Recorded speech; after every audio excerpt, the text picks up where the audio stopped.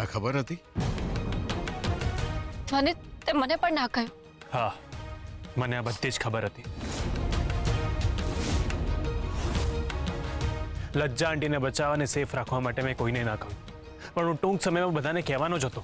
ધોની, તારે ચિરાગને તો કેવું હતું? મમ્મીના લાસ્ટનો ફોન એ ચિરાગભાઈને મેં કોલ કર્યો હતો. એકચ્યુઅલી અમારા પર અવિશ્વાસ કરી બેઠા હતા. એ હાલતમાં જ નહોતા કે અમારી વાતને સાંભળી શકે, સમજી શકે. જો ચિરાગભાઈને આ વાતનો ખ્યાલ પણ આવી ગયો હોત તો આપણા બધા માટે મુસીબત થઈ જાય. એટલા માટે મેં એમને બહાર કાઢવા યોગ્ય સમજ્યા.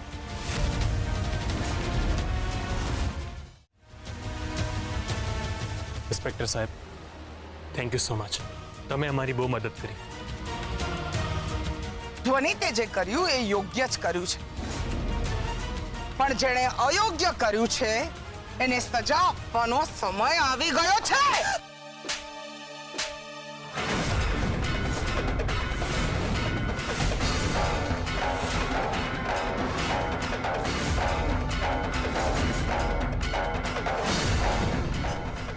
ઇન્સ્પેક્ટર સાહેબ, લઈ જાઓ અને જેલમાં. મને માફ કરી દો, મને માફ કરી દો, મને જેલમાં નહીં મોકલો. મોટી બહુ તમારી આગળ હાથ જોડું છું. સરગમ, મને માફ કરી દે. ચિરાગ ભાઈ, મને માફ કરી દો. મારે જેલમાં નથી જવું. હું આ સહન નહીં કરી શકું. એ તો બધું કરવા પહેલા વિચારવું જોઈતું હતું ને. સર, લઈ જાઓ અમને અહીંયાથી. નહીં, તમે કહેશો ને એમ હું કરીશ. હું એટલી દૂર જતી રહીશ કે હું તમને મારું મોઢું નહીં બતાવું. હું ને મારો દીકરો તમારાથી દૂર જતા રહીશું, પણ પ્લીઝ મને જેલમાં નહીં મોકલો. લજાબેન, તમારા પગે પડું છું. હું તમારી આગળ મારો ખોળો પાથરું છું. ચિરાગ, જો હું ફરી મારા માથે ચપ્પલ મૂકું છું. મમ્મી આ શું કરી રહી છે તું? પ્લીઝ મને બચાવી લે.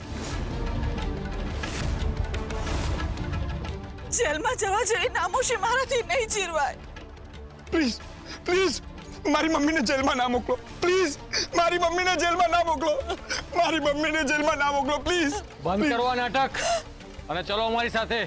ઇન્સ્પેક્ટર સાહેબ, પ્લીઝ આવું ના કરો. મોટી બા, મને માફ કરી દો. સરગમ, હું હાથ જોડું છું. ચિરાગ, ફરી મને છોડાવો ને પ્લીઝ. મને છોડાવો. તમને બધાને હાથ જોડીને રિક્વેસ્ટ કરું છું. મોટી બા, ફરી ચિરાગ, અરે કોઈ તો છોડાવો મારી મમ્મીને, પ્લીઝ. છોડાવવાની વાત તો દૂર, હું તો એમ કહીશ કે તારી મમ્મીને કોઈ જ ના છોડાવવું જોઈએ. આમ જ સડવા જોઈએ આખી જિંદગી.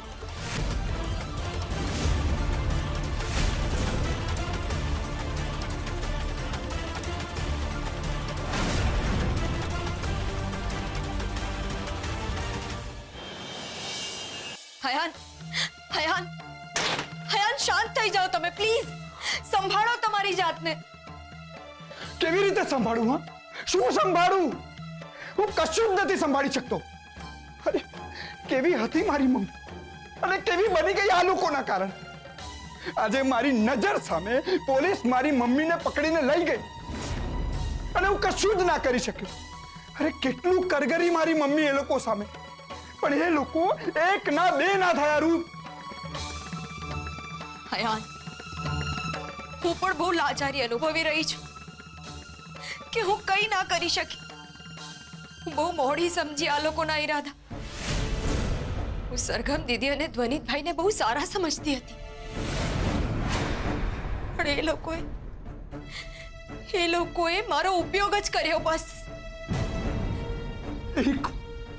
એક વાર પણ એ લોકોને મારી મમ્મી પર દયા ના આવી